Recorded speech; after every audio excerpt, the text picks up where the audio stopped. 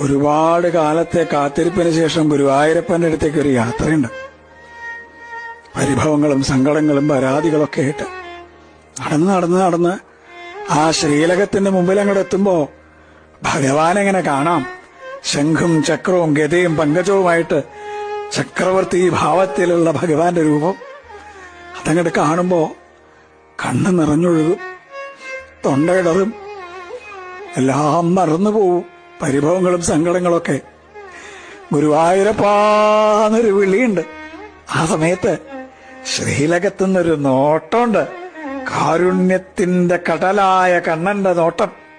ഞാൻ ഇല്ലേ കൂടെ എന്ന് പറഞ്ഞിട്ട് ആ കണ്ണനെ ഹൃദയത്തിലേക്ക് നിറയ്ക്കുമ്പോഴേക്കും ദ്വാരപാലകർ നമ്മളെ നിൽക്കിണ്ടാവും. പക്ഷെ ആ കാരുണ്യം നിറഞ്ഞൊരു നോട്ടല്ലേ, അത് മതി നമ്മളെ പരമാനന്ദത്തിൽ ആറാടിക്കാൻ.